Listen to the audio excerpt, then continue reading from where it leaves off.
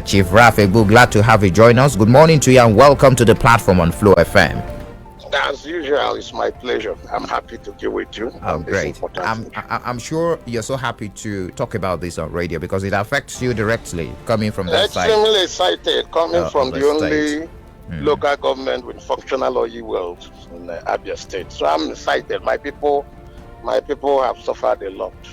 Okay. Have suffered a lot. Over 13,000 projects. I'm sure you must have heard just preliminary report of that findings made public because we're yet to see it is yet to be made public, the findings of the auditors, the forensic audit, of course, ordered by Mr. President. It was delivered in sacks, Ghana must go bags, if I can put it that way. Over 13,000 projects were reportedly abandoned and over 6 trillion naira received in 19 years. How did we get to this point, Chief?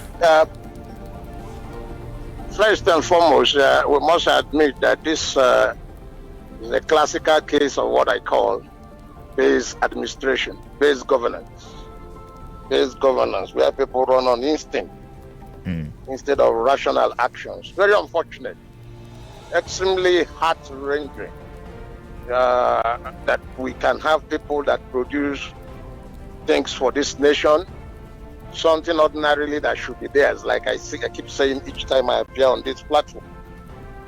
Where when you find oil will belong to those who own it, and then they do the exploration, sell, and then pay taxes. But in our own, we take over everything and yet steal from it. I think it's unfortunate. First of all, I want to salute the president for whatever it is worth. This is a bold action. I have heard of conspiracy theories. Some say he wants to show that it is a case of Philistines in the house. That the issue of underdevelopment in Niger Delta is as a result of our activities of our son. Whatever it is, and for whatever this particular action we want, it is salutary. I'm extremely very excited that at last the Niger Delta people will be able to identify another group of their enemies, because there are many along this line. It could be the federal government too, it could be the state government, and now our sons and daughters giving responsibilities. I mean, it's mind-boggling that we're hearing of 6 trillion naira put into an area not so vast like Niger Delta, and then as you talk today, it's not something you can enter and then you are clapping and you say, oh, as I'm talking to you this morning, you cannot enter Okwa West, the only oil producing with only local government with functional oil wells in this state. You cannot enter there at all. Now you cannot exit there into the neighboring sister local government, also with oil deposit Okwa East. You can't go. The road is bad. There is no functional hospital that can take care of those people. The educational institutions are dilapidated, and yet these are areas that are giving this country billions of naira, dollars in foreign exchange. I mean, we should be crying. So I'm solidly behind the president. Okay. I'm happy for whatever it is worth. In fact, he has my support. Okay, you're saying it's a welcome development, the forensic audit. But the question, another question here, Chief, what is the reason behind the underdevelopment of Niger Delta region, especially your side? I know you are so bittered about the bad road, despite the huge resources coming from that side, from the mineral deposit that we have there, pumped into the area. Huge resources have been pumped into that area by various governments, intervention agencies, international oil corporation, oil services companies, development partners, global foundations, corporate entities, just to name a few. And despite that, the people from the oil region of Nigeria, the Niger Delta, are still complaining of being backward in terms of infrastructural development. There is this infrastructural decay in that part of the country. That's quite unfortunate. So where's the problem coming from, in your opinion, from that side? Very easy. Bad national vision. My Bible, I am a Christian, and it says, where there is no vision, the people will perish. Where there is no vision, what you are seeing, misgovernance, general misapplication of funds, ill-digested programs, that is what you will see. I have always advocated that you didn't develop Lagos, you didn't develop Abuja by agency action. They were developed as a result of clear vision and the Marshall Plan, and that is what the Niger Delta requires. We ought to know it requires the federal government mind to say we will create an international way all the way from Delta through Patani to Rivers, through Abia, into Akwa Ibom and terminating in Calabar. That is not what an agency. So first is the issue of poor vision or no vision at all.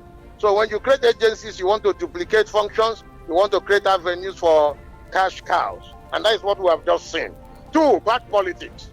Bad politics from the state, because at a point it was the responsibility of state governments to select people for these agencies. They decided to make it a patronage system.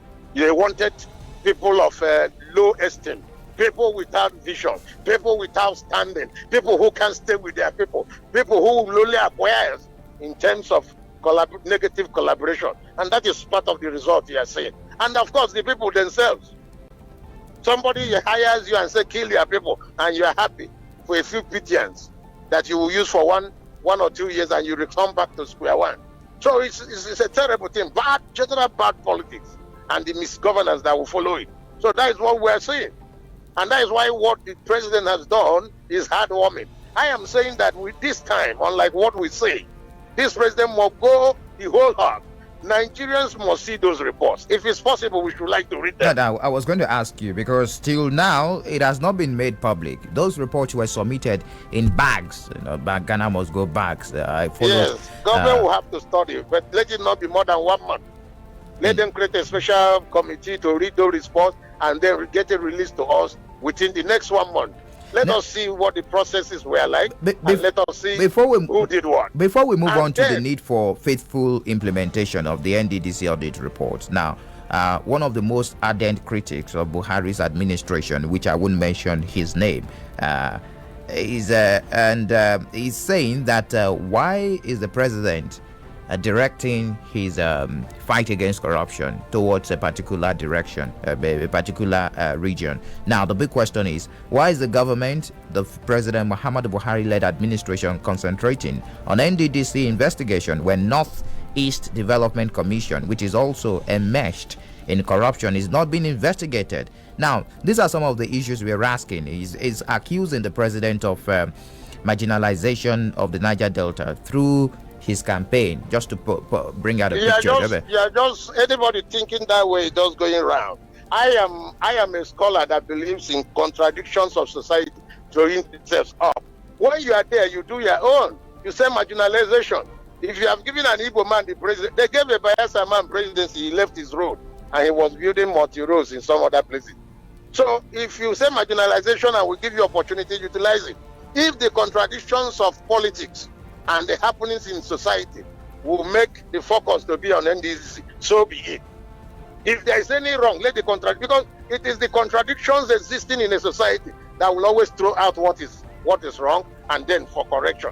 If Buhari, a northerner without oil, now being in power, and it will serve his own now immediate politics, and then for us to know what is wrong, God bless him. God bless him. God multiply him.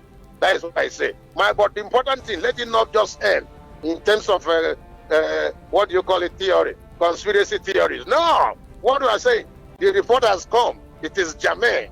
We are crying. People like us from that area, my people are crying. We are suffering. Let us now, we're enemies, and let them return those money, or be forced to return to site, and then let them face justice. Let them face justice. The president said, well, he's going to take actions against those that have been indicted in that report. And I'm saying it should be done quickly. Malami. I'm saying it should be done quickly. And do you believe in names to be published? Because I understand that there are some highly placed persons in the society that do lobby for NDDC projects just to score some political points in their domain, like attracting NDDC project. Now, these are some of the issues that we need to look at squarely before we complain about the place lagging behind. What do you make of this, Chief? The higher the responsibility, the higher the expectation. If you are a governor or you are a president or you are a minister, whatever they give us, especially we elites, and you go there to abuse it, you must be liable for the consequences. So it shouldn't matter who. So on this NDDC matter and on another matter, if you are giving a serious state responsibility, that means that the people have entrusted their lives. It's just that we are a nation of no statistics. If they give you statistics that die of people that are suffering today, emasculated, people that are dislocated, for who life can never be a song walk singing, you will marvel. It's just that because we are not a nation of statistics. So I'm saying, let the contradictions begin to attract consequences. Let us know the names.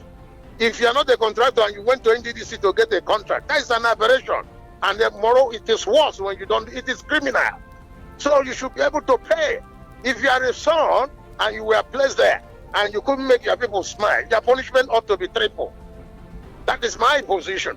It's not only about politics. It is the contradictions inherent in the system. Let's look at the composition of the board. Do you think the compassion?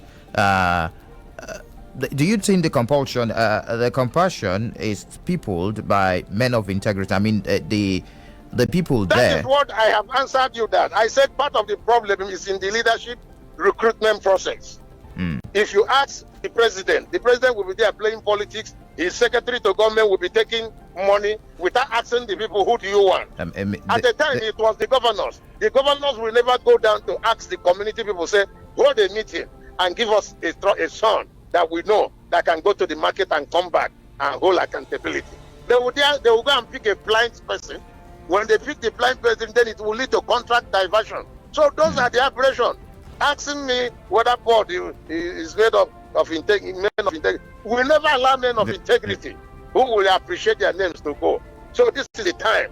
This is the time. Okay. This is the time. Now let's look at the years indicated that audit report covered. It's between 2001 and 2019, and questions have been asked. Is there not a need for auditing the corruption even under President Mohammadu Buhari's nose? That's another big question there. If we can't do Buhari's own, when Buhari will soon leave, let another person do it. But let one day begin a good story. And this is the hour. If we cannot get at Buhari, I don't know whether he has committed any offense now. It's not for me to tell. But if those who have the reach, who are beneficiary of this perfidy, they have other information, they should let us know. But where we are today is where a man feels so strong enough to say, let me move in a direction. I think I support it. I support it. Okay. I support now, the issue of this auditing that went across years between 20, one will be asking, shouldn't it be made periodic? Should we wait till people petition before we do auditing of NDDC and we start seeing cankerworms being spread out? It is there in the status book.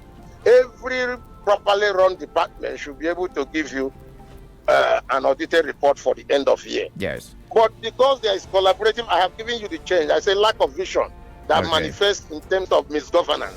So everybody is scared because of what they do, evil they perpetuate against the people. Now they benefit and the people suffer. So those who should call for these accounts no longer call for them.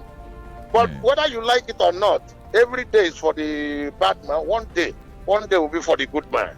If you have emasculated the people this much, nature has a way of creating institutions that will try to bring rectitude, and that is where we are. So let's start from the one we have seen. All right. And begin this progressive march. I want to really appreciate your analysis. This particular topic is so dear to you because you're from that area, and you're suffering I'm so from much. There, and we are suffering. I'm from there, and we are suffering. All right. We are suffering. Chief Ralph Egbu, I want to really appreciate you. Thank you very much for your analysis this morning on the platform.